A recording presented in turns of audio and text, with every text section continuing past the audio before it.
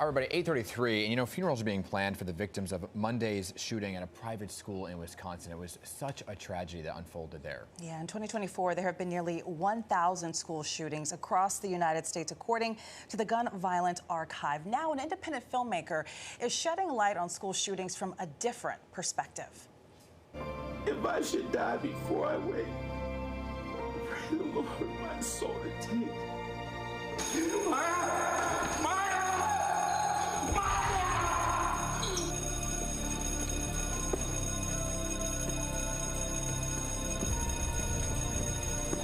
We have an active shooter in the building. We have an active shooter in the building right now. This is a hard lockdown. This is not a drill. I repeat, this is not a drill. Help! Everyone follow protocol. My goodness, joining us this morning is one of New York's very own, Wilfred La Salle, to tell us about the movie, The Security Guard. Will, good morning. It's chilling, really. When you think about how timely this film is, the events that happened this week, when you even go back to the most memorable Columbine school shooting in the 90s, when did you start on this project, and what perspective did you want to tell this story from? So we started on this project last year. We began filming, but the Security Guard is my way of addressing a national epidemic here in America, mass school shootings, and with a great call for concern. From 2000 to 2022, a staggering 24% of school shootings occurred right here in the U.S. on educational settings.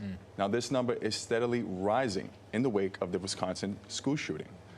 The Security Guard film is going to shed light on many controversial topics between both political parties, and we're going to do that through the world of cinema. On one end of the spectrum, we have the Republican Party, in which they are calling to arm teachers and place armed guards in schools. They are saying that guns are not chiefly responsible. Mental health is. And on the other end of the spectrum, we have the Democratic Party, in which they are calling for an immediate ban on assault weapons. They are calling for stricter background checks across America. And so the film is going to reflect this, but we wanted to go down the middle.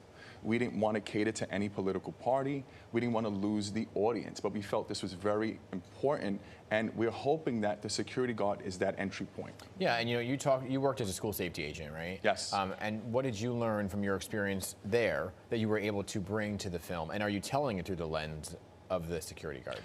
I am, and that's a great question. I worked as a school safety agent for about 17 years. Yeah. Now, school safety agents across the 5 boroughs are entrusted with the care, custody, and safety of our children. And so there's a sense of safety in regards to the community and a sense of trust. Yeah. And so I am bringing a lot of my experiences. The character that you see, Omari Russell, a lot of what you're going to see is an adaptation of my personal life transcended into film.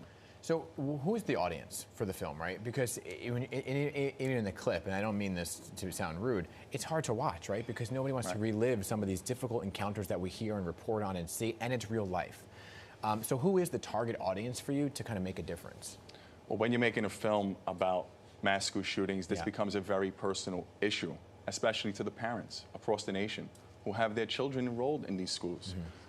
So the audience is for everyone. We wanted to explore both sides. We wanted to explore this divisive topic that has divided so many Americans for so long.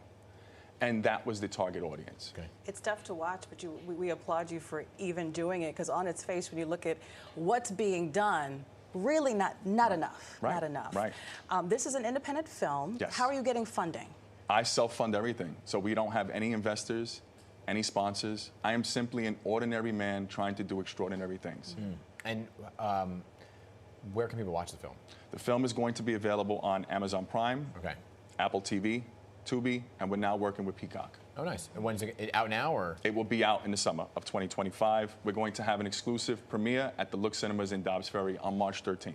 Do you have any planned follow-ups with this? Any planned forums or organized conversations you want to I just met with the Mount Vernon mayor. We are partnering up to explore the issues of gun violence. You know, I hope it makes a difference, because I hope so too. We're seeing far too many of this, and any avenue that can help make a difference that hasn't been gone down before, because we're seeing shooting after shooting, I hope actually makes a difference. Great to have you here. Thank you. Thank you. And keep us posted on the timeline of the whole thing, okay? The Security Guard, there it is. Stay tuned for more details on when exactly it'll be out.